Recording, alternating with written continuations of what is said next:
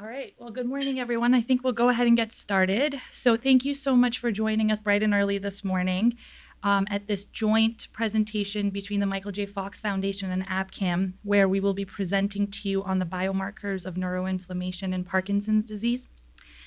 My name is Elnaz Adabash, and I am the Senior Product Manager for Multiplex Assays at Abcam, and I will be one of your presenters this morning. I'm going to be joined by Dr. Nicole Polinsky from the Michael J. Fox Foundation.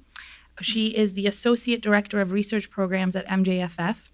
And for today's talk, we're going to begin by telling you a little bit about the introduction into Parkinson's disease, as well as the foundation itself, and the importance of investigating inflammation in Parkinson's disease, which will be the focus of today's seminar. After that, I will join you where I will take you through the FirePlex technology platform, which was used to do all of the biomarker profiling studies that we'll be talking about today. And then Nicole and I will present some summaries and future directions for you. So with that, I'm going to hand it over to Nicole to get us started. Great. Thanks, Elnaz. So I first want to start, for those who may not be as familiar with Parkinson's, with just a brief overview of this disease and what we currently have in terms of understanding as well as therapeutics. Parkinson's was first described by Dr. James Parkinson in 1817 on his essay on the shaking palsy. It is the second most common neurodegenerative disease after Alzheimer's. Approximately 1 million individuals in the United States have Parkinson's, and the global incidence is approximately 6 million individuals. Importantly, the prevalence of Parkinson's is projected to double by the year 2042, so it's very important that we start to uncover more about this disease, how to treat it, and how to get patients better care. The symptoms for Parkinson's include motor and non-motor symptoms. The motor symptoms are the classical Parkinson's symptoms. It's what diagnosis is based off of. These include tremor, bradykinesia, reduced arm swing, balance and gait issues, amongst others. Non-motor symptoms can occur decades before motor symptoms show up, and this can include symptoms such as constipation, anosmia, sleep issues, and then in late stages of Parkinson's, cognitive issues as well. Importantly, only about 10% of cases have been linked to a genetic mutation, so we still have a lot to learn about the other 90% that are sporadic or idiopathic. And we do know some risk factors for Parkinson's disease, and these include advanced age, head injury, pesticide or heavy metal exposure, among others. This is probably pretty small, but just some key important takeaways is we don't actually have any disease-modifying therapies for Parkinson's disease currently available. The best Parkinson's drug was discovered in 1967. That's levodopa, and that was when Lyndon B. Johnson was president and Neil Armstrong had not yet walked on the moon.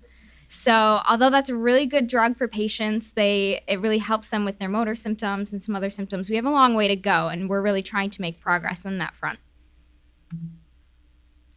We at the Fox Foundation see Parkinson's disease as a complex puzzle. This includes various pieces that need to kind of come together to give us a holistic view of what's going on in this disease so we can help patients. Some of these pieces we know may include a genetic component. We're really invested in understanding the pathways underlying Parkinson's, like neuroinflammation. Diagnosis, early diagnosis, better markers for disease progression, and more accurate diagnosis are also going to be very important for this disease.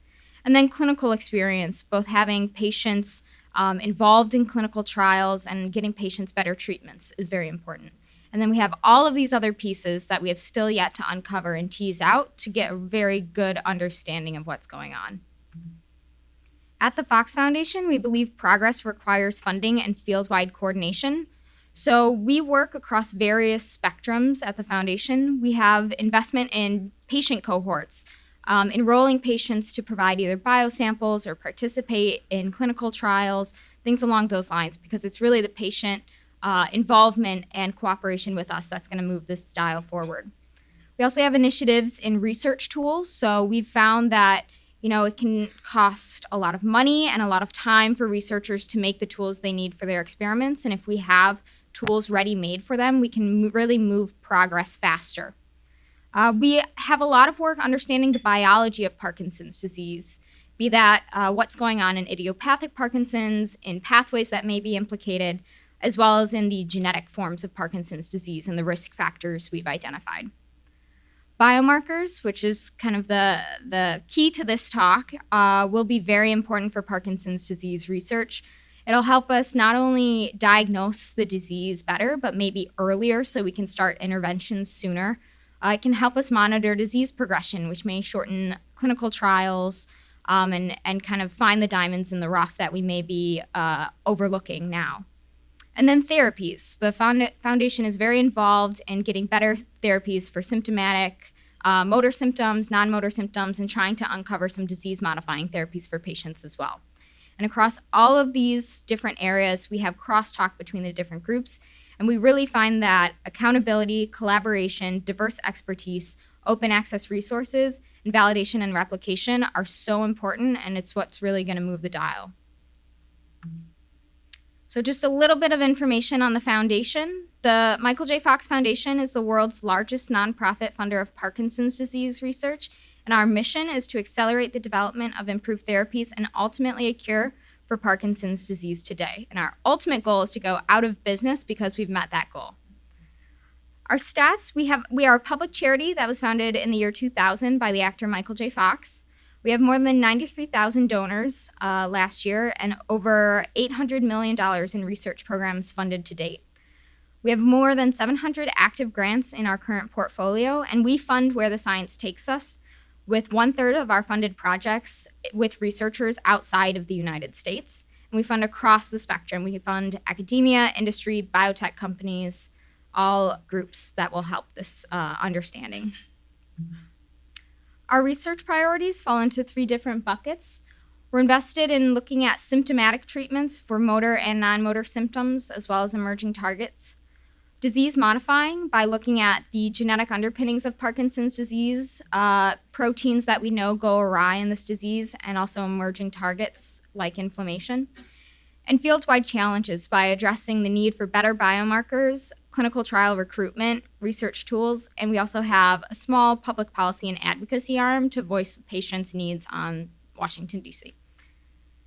We prioritize and pursue research in these areas by both providing financial and intellectual support for projects, from discovery through the clinic, to ensure that progress towards new therapies for Parkinson's is made. And for this talk, I'll really be focusing on inflammation, which falls especially under both the disease-modifying bucket as well as field-wide challenges such as biomarkers. So what is known between inflammation and Parkinson's that have linked these two things together? Well, first, inflammation's been linked to Parkinson's through genetics. LRRK2 and Parkin, which have been linked to an increased risk for Parkinson's disease, play a role in the immune response to things such as tuberculosis and leprosy. And mutations in immune mediators have been linked to certain cases of familial inherited Parkinson's disease.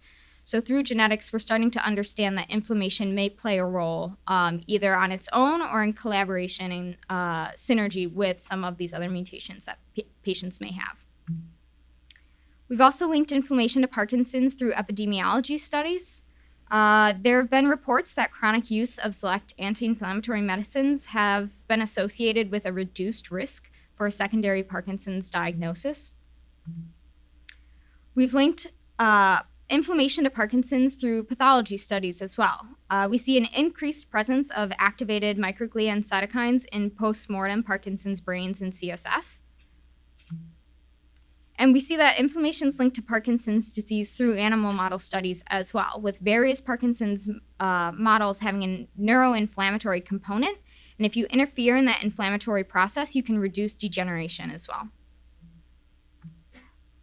So we know inflammation may be related to Parkinson's, but why is it so important to investigate inflammation in PD? Well, first, as I said with the genetics portion before, there's a potential overlap with the usual suspects of Parkinson's disease, such as these mutations in LRRK2, Parkin, GBA, alpha-synuclein. And that leads to the question, does modulating inflammation affect PD-related targets or vice versa? So can we either impact these different targets and that may have a role on inflammation, or can we interfere with the inflammatory process going on and then have a better outcome for these mutation carriers? The The immune system may be an environmental modifier of Parkinson's disease, maybe through epigenetics or cumulative risk. Maybe it's a multi-factor hit that leads to Parkinson's disease in the cases that are idiopathic, or the cases where patients have mutations and some go on to develop the disease, whereas others do not. There's a potential for a disease-modifying therapeutic development as well if we understand if inflammation is either causing Parkinson's to progress or contributing to the pathology as well. And for this, we can take a page from the MS playbook, hopefully, and kind of learn from what other fields are doing as well. And then, of course, inflammation is automatically biomarkerable. It's a secreted factor. There are markers on the outer cell membrane. You have peripheral readouts of inflammation in certain cases. So if we can understand the immune signature of Parkinson's disease, hopefully this will help us develop biomarkers that can help clinical trials choose patients for the right studies. Maybe we can use these biomarkers to help diagnose PD earlier and start interventions before pathology has increased to the point where motor symptoms develop. And as well, maybe we can use these biomarkers to see if a therapy is slowing or stopping or reversing disease progression. And this would be a really good readout for trials so they can be shorter, more focused, and we can have better readouts of efficacy. So the MJFF strategy for investigating the role of inflammation is threefold. First, we want to identify the PD immunophenotype, and we have key questions and challenges within this area. First, what is the PD-specific signature for both neuronal and peripheral inflammation? Are these different? Can you use peripheral inflammation as a readout of what's going on in the brain, or are they two separate components that need to be kept separate? Also, there's inherent variability and challenges for rigor and reproducibility with measures of inflammation. They can change and variate and fluctuate between times of day with circadian rhythms. They can change based on, if that patient's been exposed to the flu or things like that. So there are some certain issues and variability that we need to address in this field. So our strategy for looking at this is funding various labs to investigate inflammation using different assays and different readouts. We're convening an advisory committee to help guide us on the role of inflammation in Parkinson's disease and bringing non-Parkinson's inflammation experts into the fold to try and understand what other groups know and how we can move forward. We're looking at the role of chemokines versus cytokines. What's the impact of acute inflammation versus chronic inflammation in this disease? And should we focus more on one than the other?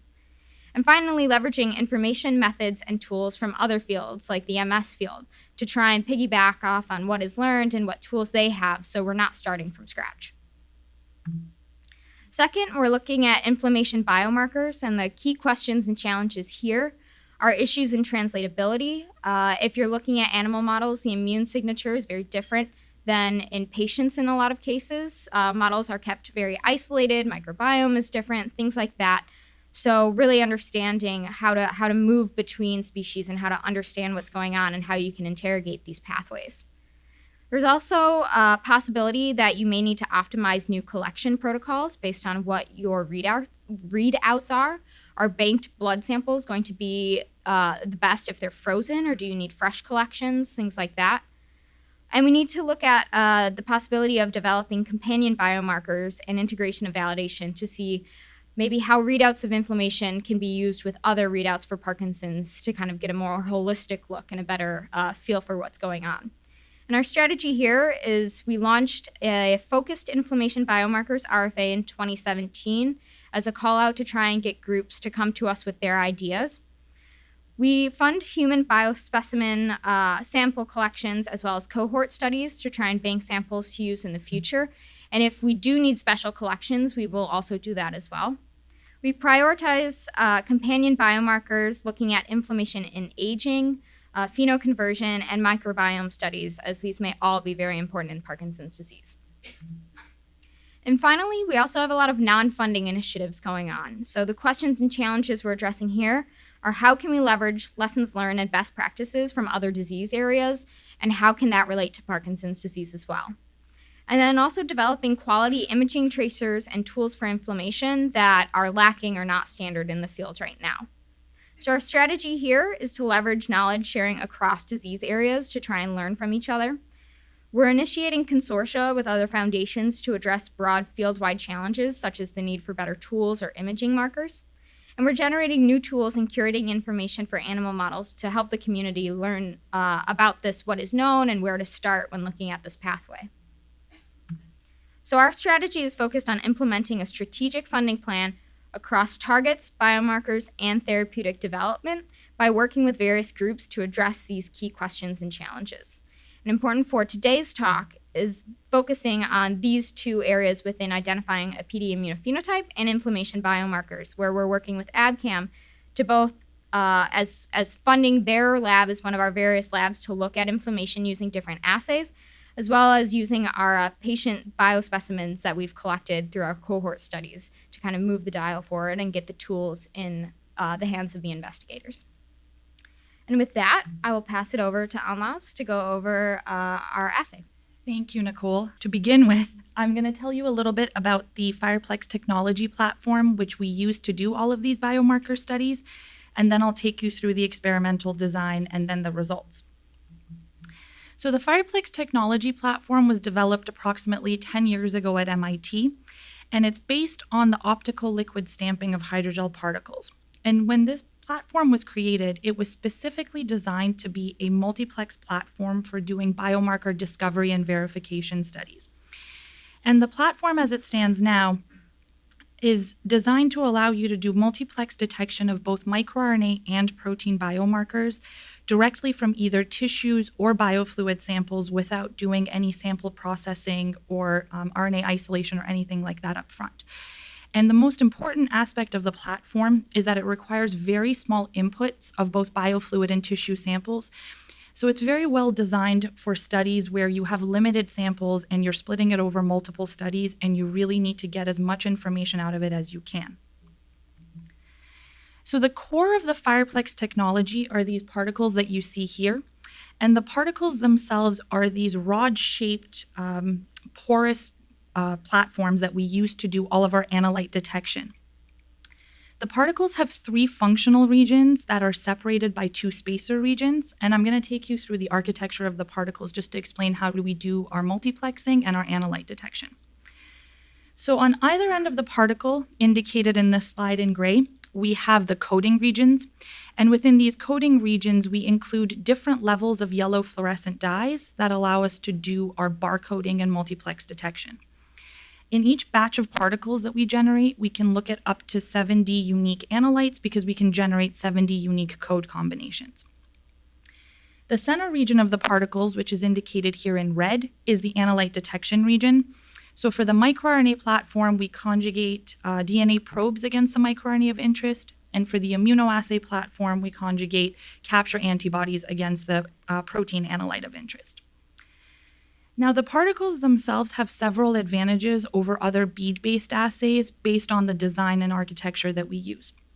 The first is that they're made out of PEG, which is naturally porous. So rather than just getting capture on the surface like you do with other spherical beads, you actually get binding all the way throughout the particles. And this provides us with a very large capture surface for analyte detection. And so we routinely see about 5 logs of dynamic range in the assays that we develop. And the PEG itself, because it's biologically inert, you don't see any matrix effects with the other proteins and lipids that are present in biological samples. And so we can work directly with these sample types without having to do any sample processing. In addition, the 2 spacer regions that separate out the functional regions of the particles really do a great job of separating preventing interference and code bleed. So it's a really nice way of doing clean analyte detection. Finally, the assays are designed to be both multiplex and high throughput. So our standard assays are run in 96-well plate format, and we also offer assays that are run in 384-well plate format as well. So in each run, you can look at up to 70 unique analytes per well and up to 90 unique samples per plate. So you generate over 7,000 data points on each plate that you run, which is very important for the samples that we're looking at. The readout for the assays is done on standard benchtop flow cytometers, so it doesn't require any specific or fancy equipment, just a single laser and 3 detection channels.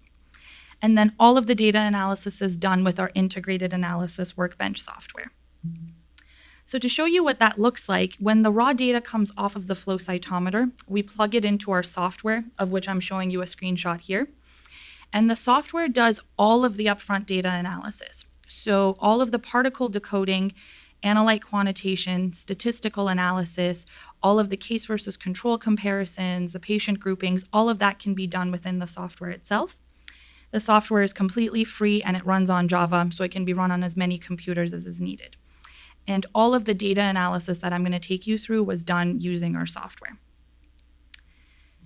So about 2 years ago, I approached our alliance manager, Sandy Chow, who was working with the Michael J. Fox Foundation, and I really wanted to learn more about some of the sample types that the Michael J. Fox Foundation uses for their biomarker studies to try and understand the challenges that are faced, particularly when you're working with things like CSF. And from that and a conversation with Nicole and other colleagues, it spiraled into a much larger project, which is why we're standing in front of you today. And so we set out to actually take on a proper investigative study to utilize the FirePlex technology platform to see if we could find biomarkers of neuroinflammation. And what we really wanted to try and do was to take as holistic and unbiased an approach as we could to looking at these biomarkers of neuroinflammation. So before I tell you about the study design, Nicole is going to come back to tell you a little bit about why it was important to try to take on this broad view. Great. So we know inflammation and Parkinson's disease are probably linked in some way or another, but we still have some outstanding questions that we need to understand and cover before we can probably make some progress on this issue. So first, is inflammation a cause or a consequence of Parkinson's disease? Is it starting a cascade in the body that leads to pathology and degeneration? Or is it an artifact of that process that's already been going on and a readout of that? Or is it both? Is there an interplay between those two aspects? Also, what is the role of central versus peripheral inflammation? There's a lot of studies going on right now with the microbiome in the gut and how that may relate to Parkinson's disease pathology. We see a possibility of synuclein aggregation in the gut, and maybe that's an early readout of future Parkinson's disease. So is there something that's going on peripherally, maybe through the gut, that's causing an upregulation of cytokines, of these T cells, macrophages, that are leading to central nervous system inflammation? Or is it something that is coming from the top down as well, like aging in the brain, genetic mutations, or dysregulation of gene expression in the brain that's driving pathology the other way? Or is it a synergistic effect between these two? So another question is, should we be looking at chronic versus acute inflammation markers? Parkinson's disease is a long duration disease. It's thought that pathology may start decades before motor symptoms show up and diagnosis is made. So should we be looking at things that may be occurring over time and more drawn out, maybe chronic inflammation rather than acute inflammation that's important for other disease spaces? Or should we be looking at both? So what's the role of chemokines versus cytokines in this disease? So if we can tease that out, hopefully we can have a better kind of readout or inflammation profile for Parkinson's. In addition, previous work on neuroinflammation in Parkinson's disease to try to develop a biomarker has indicated that there are some other challenges that we need to kind of work through as well. So there are discrepancies in the published literature. Most studies report differences between healthy control and Parkinson's disease in inflammation readouts. But there are disagreements in the direction of this change. Some studies report an increase with Parkinson's, some report a decrease, some report no change. Some examples of this are interferon gamma and serum TNF as well. There have been multiple studies on these, but there's no consensus on what's changing in Parkinson's disease for these readouts. And this may be due to differences in disease severity of the patients that have been sampled, other comorbidities that are present, different protocols, individual variability, differences in sample processing, analytical methodologies, differences in sampling times, coupled with diurnal fluctuations of inflammatory proteins. The list goes on and on. So it's important to understand that all of these factors may be leading to the readouts that we have. So if we can tease this out, maybe by having very robust, stringent sampling protocols, standardized collection methods and storage methods, maybe that can help us kind of tease this out a little further. And then this is just a figure of a couple analytes that either vary across the time of day or across PD versus healthy control. So you can see that in kind of the tan color, these differ between PD and healthy control with little variability over time. In the middle differs both with time and disease state.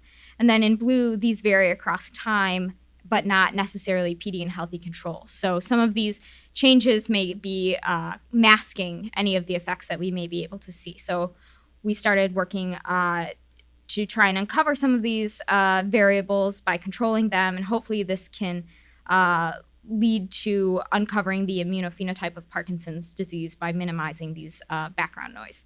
So we worked with Abcam to provide them samples from our cohorts that have been sampled and collected and stored robustly to hopefully minimize some of this. Wonderful. So then to take you through what the study design was, we decided to take a multi-omic discovery approach to looking at these neuroinflammatory biomarkers. And so what we really wanted to do was to utilize the fact that we could look at genomic and proteomic biomarkers on the same platform to see if there was a possibility that combining multiple analytes together might get us a little bit closer to finding these biomarkers. And so the approach was to use the FirePlex platform and to look at both microRNA and protein biomarkers in matched healthy and PD patient samples and in matched CSF and serum samples. And we also added a second variable of looking at whether the LRRK2 mutational status also affected any of the biomarkers that we identified. And so the reason for this particular approach was that, to the point that Nicole made earlier, it's potentially important to look at different matrices to see if we can find some of these biomarkers. So for example, CSF is not something that is very comfortable for patient collection, and so doing repeated measures is not an easy thing. So if we could find any biomarkers in the serum that might help point us to a neuroinflammation signature, that would certainly be something that we would like to look at as well. So in terms of the study breakdown, for the microRNA biomarker study, the question that we asked was, are there any microRNA biomarkers that can stratify healthy versus PD patient samples? And can we look at the serum and the CSF to see if we can identify any of these microRNAs? So we utilized a panel of 400 microRNAs that were specifically designed based on what was published to be found specifically in circulating biofluids. And this is particularly important because sometimes panels are designed looking at tissue-specific markers, which is wonderful, but if you can't detect those in a circulating biofluid, then they don't really apply to what you're trying to look at for a blood-based or CSF-based biomarker. For the protein biomarker studies, we wanted to really cast a very wide net, as I said, and we wanted to look at inflammatory cytokines and chemokines, and we really didn't want to restrict ourselves in any way to the analytes that we were looking at. And so the question was, can we identify an inflammatory protein signature in PD patient samples? And when we looked at the panels that we had currently in the FirePlex portfolio, or really what was available commercially in other companies, we saw that they weren't as comprehensive as we hoped. So we decided to actually take an assay development approach first, where we designed a specific 7-deplex panel with guidance from the scientists at Michael J. Fox to try to include as many of these analytes in there as we could. And so a lot of the work that I'll take you through was this assay development work that our Immunoassay team did in Eugene, Oregon, to build and validate a 7-deplex human inflammatory panel. And then once we had validated that this worked in multiplex in the sample types that we were interested in, we ran it with the samples that we had gotten from the Michael J. Fox collaboration. And so this is just a breakdown of how the study was set up. So for the immunoassay-based studies, we had a total of 70 patient samples split evenly between healthy and PD patients, and also split nearly evenly between male and female patients. These were matched CSF and serum samples, and of the PD patients, we included a subset with the LRRK2, that were positive for the LRRK2 mutation. For the microRNA profiling studies, we had a slightly smaller cohort of looking at approximately 38 patient samples, again split nearly evenly between healthy and PD and male and female. The one note that I want to make is that we knew going in that doing microRNA profiling from CSF was going to be a significant challenge. Doing genomics-based assays from CSF has proven to be significantly problematic for multiple assay platforms. And so what we found was that from the CSF samples that we had obtained, they were too dilute based on some pilot data to get robust microRNA signatures from it. And so what we decided to do was to pause that portion of the study and to go back and look and see if we could improve the sensitivity of detection in our assay before we ran it. So there won't be any CSF data for the microRNA studies portion of the talk. The other thing that I want to mention is that, as you can appreciate, we were asking a pretty big question from this patient study. So we were trying to address multiple variables of gender, healthy versus PD, and LRRK2 mutational status from this cohort. And so when I take you through the data, what you'll see is that we didn't find anything that was earth-shatteringly statistically significant that was different between healthy and PD. But that wasn't really the objective here. The objective was to look at a discovery approach and have it help us focus our studies so that we knew what subset of biomarkers we should be looking at, and then hopefully expand that to a larger cohort of patients to do some broad-scale screening studies. And hopefully the statistical power of those studies would allow us to identify clinically relevant biomarkers. Okay, so a quick intro into the assay workflows just to familiarize with you with how we do our assay detection. For the microRNA assays, we started directly with the serum or CSF, and we did a sample digest. We then label all of the released microRNAs with universal adapters, and this allows us to do a universal PCR amplification. The reason for doing a PCR amplification is that when you work with such limited sample inputs, in this case 20 microliters of serum and 40 microliters of CSF, the microRNAs that are present in very low abundance are difficult to detect. And so by doing the PCR amplification, we bring the signal up so that it falls within the linear range of the assay. But because it's a standard universal primer set, you reduce any of the amplification biases based on the sequence variations. So the microRNAs are captured onto the particles, we add on these adapters, and we do our PCR amplification. Within the PCR amplification, the product that we generate is biotinylated. We then add a reporter dye that is conjugated to streptavidin and then scan on a flow cytometer. And the readout that we get of the streptavidin conjugated to this red dye is how we do the analyte quantitation. So this is just a snapshot of typical data that we see with the FirePlex microRNA assays. So this platform has been validated for, as I said, a broad range of challenging sample types, and we expect to see robust signatures from these sample types. And we utilize the same approach when we were doing the studies that we're talking to you about here. For our standard throughput immunoassays, which are run in our 96-well plate format, the workflow is very similar to a multiplex ELISA, where you have capture antibodies that are conjugated to the FirePlex particles. We add these in solution with our sample. The analytes are captured onto the capture antibodies. We then add a detector antibody that is biotinylated and again add the streptavidin conjugated to the reporter dye and do the assay detection. So all of the analysis by flow cytometry and the data analysis in the software is done exactly the same between the microRNA assays and the immunoassays. The really only difference is that for the microRNA assays, the input was either 20 microliters of serum or 40 microliters of CSF if we had run it. And for the immunoassays, it's 12.5 microliters of biofluid. So from less than 40 microliters of sample input, we were able to do both the microRNA and protein profiling studies. Now, as I mentioned, when we started to look at the portfolio of analytes we wanted to look at, we realized that we didn't actually have a panel that had all of these analytes in it. So we decided to combine Abcam's in-house antibody development technology with our ability to develop custom assays. And so for those of you who may be not familiar with Abcam, we have an in-house technology that allows us to develop recombinant monoclonal antibodies. And we do a lot of custom antibody development. And in particular, a lot of the relationship between Abcam and Michael J. Fox to date has been to develop these antibodies for difficult targets and targets that are of particular importance in Parkinson's disease. But more importantly for this talk, we also use that same antibody platform to do antibody pair development for all of the immunoassays that we have in-house. And those antibody pairs fuel both our simple-step ELISA kits and matched antibody pair kits, as well as our multiplex immunoassays. So we decided to use that antibody technology, our custom assay development, and combine those together to make a custom 70-plex neuroinflammation panel. And so this is essentially a snapshot of what we did. So the FirePlex Immunoassay scientists and the Michael J. Fox scientists came together to come up with a list of about 80 targets that we wanted to include in our panel. Then our team in Eugene, headed up by our principal scientist, Russ Nooner, set out to really do the panel development and validation. So they screened all of these antibody pairs first in small panels, and then finally in the full 70-plex panel to validate that it could be run in multiplex without any interference or crosstalk or anything like that. Once the pair screening and panel development was complete, we did the validation in the biofluid sample types. I'll show you some of that data in a moment.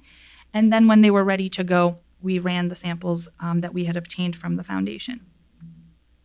So this actually ended up being a multi-site global effort that we took on. So as I mentioned, Sandy is our alliance manager, and she was the person who really helped make sure that this project was moving along and we were hitting all of our milestones. And then our custom immunoassay development team in Eugene really did a tremendous job of developing the 70-plex panel in about 6 months. And for anyone who's been involved in multiplex panel development, that is an outstanding accomplishment. It takes a really long time to do pair screening, but we were really excited that we could do that in short turnaround for these studies. We also had our R&D microRNA team who developed the 400-plex panel, and all of the antibodies that were used were developed in our team by our teams either in Hangzhou or Cambridge, UK.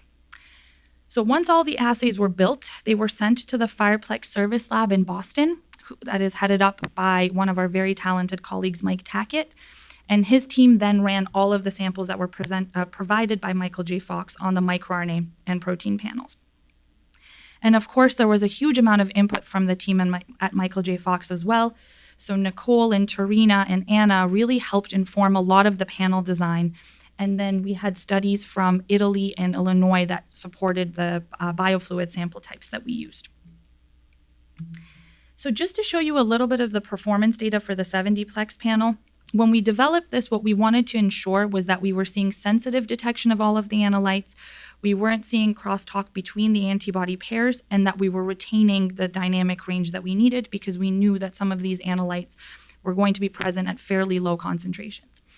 And so obviously this is a very busy graph, but what it's just meant to show you is that for all of the analytes in the 70-plex panel, we're retaining about 5 logs of dynamic range. So we expected to be able to sensitively detect all of the analytes, and we're not seeing any issues with antibody cross-reactivity or anything like that. Obviously, these are just standard curves, so this is a little bit of a vacuum, but what's going to be more important is to look at these in biological sample types. And I apologize that this legend is a little bit small, but we validated, I will read it to you. I can barely read it, so I can imagine it's hard for you to read. We validated it in all of the sample types that we routinely screen for our FirePlex platform. So this was plasma that was either heparinized or not, serum, urine, CSF, bronchial lavage fluid, and cell culture supernatants. And so the graph that you're seeing, each of the colors represents the different sample types. And what you can see is that we detect the majority of the analytes in all of these sample types. Now, you wouldn't necessarily expect to detect everything in every sample type because it may not be present, but what we were really looking for was robust detection of the targets we expected to detect, and we certainly saw that. So once we saw that and we knew we had validated it with our in-house samples, we felt confident to then move ahead and run the Michael J. Fox Foundation samples with it. All right, so finally, getting into the results, I will begin by taking you through the immunoassay data first. So this is a snapshot of the data output that we saw for the serum immunoassay profiling studies. And for the 70 samples that we looked at and the 70 analytes in each of these samples, we detected 53 of those analytes above the limit of detection. Of the 17 that we could not detect, 6 of them fell outside the upper range of the standard curve, meaning that they were present in too high a concentration, and the remainder fell below the limit of detection. And so that really points to the fact that when you do such a large plex study, sometimes you then have to adjust the sample dilutions and repeat. So that's something that certainly we're going to look at. So we wanted to start by looking at some of the targets that Nicole mentioned earlier and those that we had already sensed that might be involved in PD. And for the majority of them, we expected that they would be upregulated in PD based on the neuroinflammatory component. So when we look at the results, it's a little bit of a mixed bag. What we saw was that for IL-1 beta and IL-2, those were trending in the right direction. However, they were all detected fairly below the limit of quantitation. And so for these would benefit from being repeated at a lower sample dilution. For IL-6 and IL-10, we could detect them above the limit of quantitation. However, we didn't see statistical significance in the data, even though they were trending in the right direction of being upregulated. Again, that suggests that we just need a slightly larger cohort when we go back to repeat these studies. And then finally, for interferon gamma and TNF alpha, we could detect them above the limit of quantitation, but there was no statistical significance in these studies, so really would benefit from a repeat with a larger patient cohort. So this is just a snapshot of some of the analytes that we identified. So the table on the left is looking at PD versus healthy patient samples. And what you can see is that there is a series of targets that are statistically significant in being differentially regulated in PD. But none of these were ones that were necessarily published in the literature previously. So this is something that we would have to certainly investigate the importance of some of these analytes to see what we can identify. Interestingly, when we look at the LRRK2 positive versus negative patient samples, we do see some targets that are also differentially regulated. So again, this would be something that would be really interesting to further investigate. We also did look at whether there was a gender-specific component in these samples. So we looked at male versus female samples, again, PD versus healthy. And we do see a couple of targets, although the hemoglobin and the myoglobin are likely some indication of hemolysis may be happening. But in general, there are some targets in there that may be worthwhile to investigate. Looking at the CSF data, we again looked at the number of targets that could be detected above the limit of detection. And of the 70 samples that we looked at and of the 70 analytes in that panel, we could detect 42 of the analytes above the limit of detection. Of those, of the 28 we couldn't detect, 3 fell outside of the upper range of quantitation on the standard curve, and the rest fell below. So the case of CSF was, as we had seen with the microRNA, the samples are just fairly dilute. And so we would need to go back and repeat this, particularly for the targets that we couldn't detect at a lower sample dilution to hopefully bump the signal for all of those back into the linear range of the assay. And again, we took the approach of looking at what was already known in the literature to see if that could help inform some of the data that we were looking at.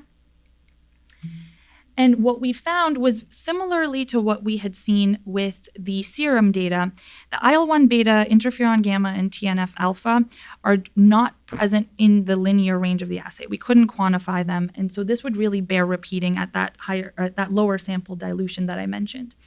And then for the others, so IL-6 was present and detectable. However, we didn't see any statistical significance when we looked at the data, although I will show you some data on the LRRK2 patients for IL-6. That's a little bit interesting.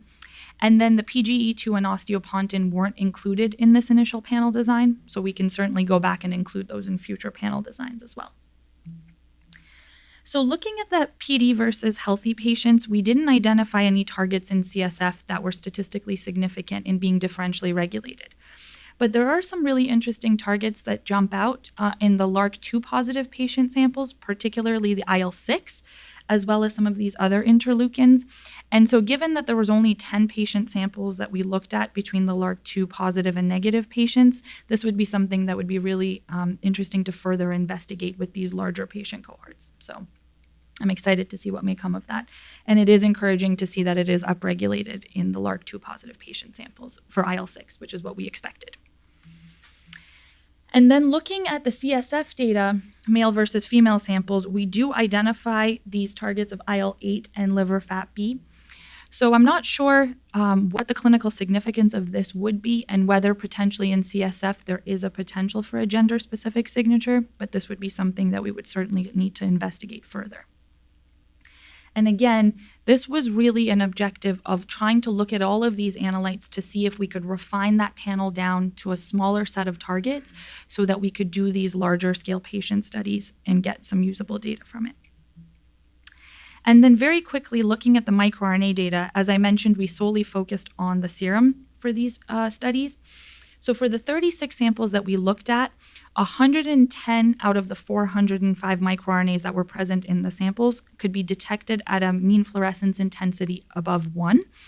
And so what you're seeing in this heat map is sort of the spread of microRNA profiles. And so for the majority of them, we're seeing low fold changes. This is a log 10 scale, but then there are some targets that we do see pretty significant fold change differences in. Now, interesting for the microRNA data, while we didn't see any microRNAs that jumped out as being differentially regulated between the LARC2 positive and negative samples, we did see a couple of microRNAs that were statistically significant between PD versus healthy patients. And what's interesting to note is that miR16 is a neurospecific microRNA that's really robustly detected in neuronal sample types. And so it's interesting to see its enrichment in serum in the PD patient samples, potentially suggesting that there may be some microRNAs that are entering the blood in response to this PD. Again, absolutely bears further investigating. And then looking at the male versus female samples, again, we see some microRNA signatures that are differentially regulated. This was a slightly smaller study, and so I do think that if we expanded the patient cohort size, there would be some additional microRNAs in there that we may identify as being differentially regulated. And what's particularly interesting to me from these studies is that I understand from Nicole that there are collaborators within the Fox Foundation network who are running RNA-seq studies. And so it'd be interesting to use the data from the RNA-seq to inform a panel design that could be more focused on these PD-specific microRNAs and then to repeat these studies again. Okay, so the last couple of slides, we just wanted to really touch on what we have learned and where we think that the future directions, not just of this particular study, but of neuroinflammation and PD will go. And then, of course, some closing thoughts.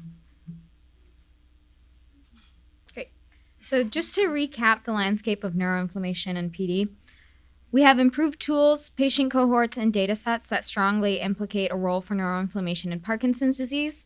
Some examples of this are through GWAS studies. There are variations in antigen-presenting genes that confer a slightly increased risk for late-onset Parkinson's. Preclinical models of Parkinson's have an inflammatory component present that contributes to nigral neuron degeneration, and interfering in that process can alter pathology in these models. Epidemiological studies have shown that chronic NSAID regimens early in life can lower the risk for Parkinson's later in life. Mutations in LARC2, which is a genetic risk factor for Parkinson's, have been linked to inflammation through multiple studies and mechanisms. There are still outstanding questions, such as what is the role of inflammation in the gut and how may that contribute to Parkinson's pathology? What's the impact of misfolded proteins on initiating inflammation? A hallmark of Parkinson's disease is misfolded aggregated alpha-synuclein. Is that possibly triggering this process? What is the role of neuroinflammation in other neurodegenerative diseases, and how can efforts be synergized between different foundations, different labs, different groups to kind of learn from each other and move the needle forward in multiple disease states? And also, what is the role of inflammation that should be considered in the development of disease-modifying treatments for Parkinson's? So can we develop treatments to target neuroinflammation in Parkinson's to reduce pathology? Can we develop imaging tracers and biofluid biomarkers for patient stratification, measures of disease progression, or maybe diagnosis? And can we develop improved assays and tools for PD biomarker discovery and screening that can help us with these efforts? And especially those last two are highlighted because those are really what our focus was in this effort. And so really the last slide that we wanted to leave you with is this sort of snapshot into the biomarkers of neurodegeneration. So this is really not a comprehensive image, but it's just really meant to show you that there's so much research that has gone into trying to inform these circulating biomarkers in neurodegenerative diseases. And obviously the projects like the ones that we were lucky enough to participate in with Michael J. Fox are aiming to help advance that. We typically have more questions than we do answers, but it gives us a really exciting starting point to try and tackle some of these problems. And so with that, I want to thank all of the people on these slides who were involved. So first of all, to Nicole and the rest of the Michael J. Fox colleagues, again, this has been a labor of love for 2 years of lots of discussions about project design, project scoping, panel design, analyte, sample types. It's been a great collaborative effort, and I'm so appreciative. And to all of our collaborators within the Michael J. Fox Foundation and at Abcam, particularly Sandy, who manages the Abcam Michael J. Fox relationship, and then, of course, all of the other assay development scientists who were involved in the panel and project design. And so thank you all for being here. And of course, if you have any questions, we're happy to help answer them here, or you can come visit us at our booth. Thank you.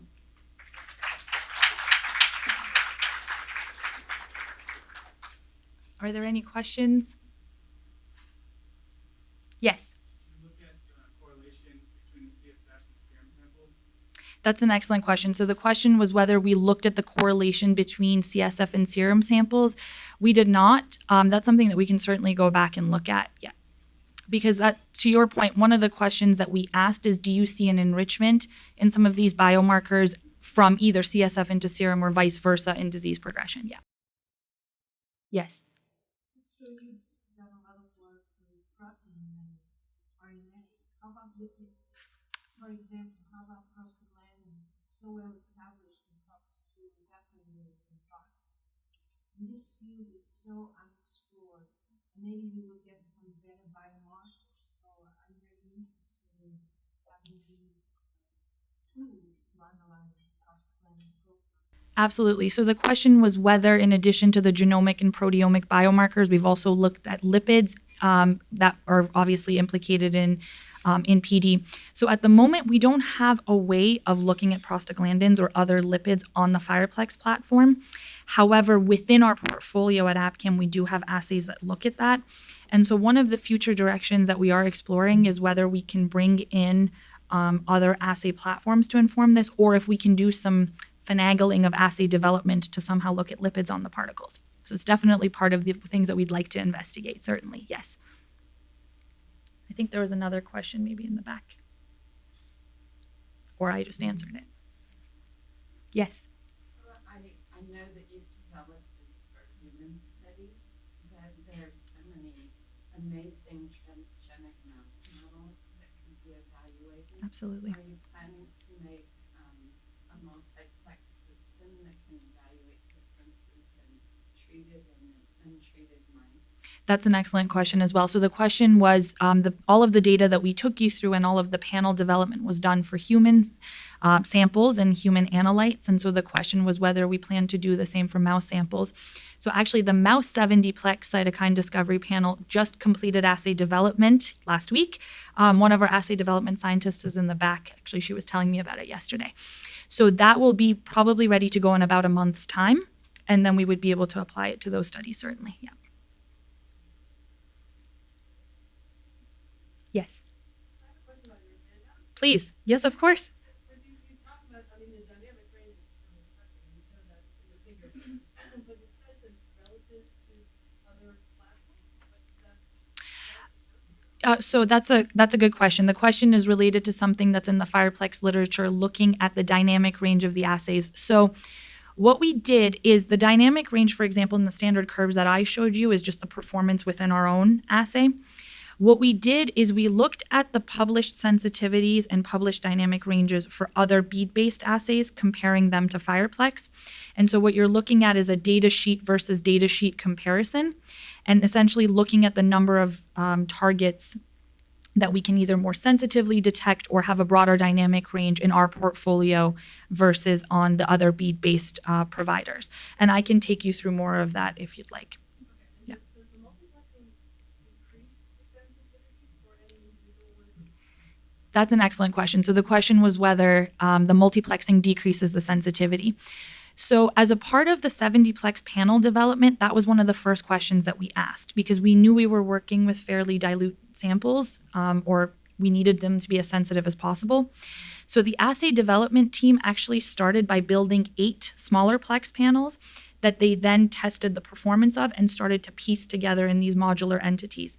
And one of the criteria that we had for panel development was that we not lose sensitivity of detection in 70-plex compared to like a 10-plex, because we could simply run more panels if we needed to. And so based on the standard curve, what you see is that the limit of detection and lower limit of quantitation is almost identical between the 17-plex panel that we had and the 70-plex panel. So we don't really see a loss in performance there. Please. So based on the results that you got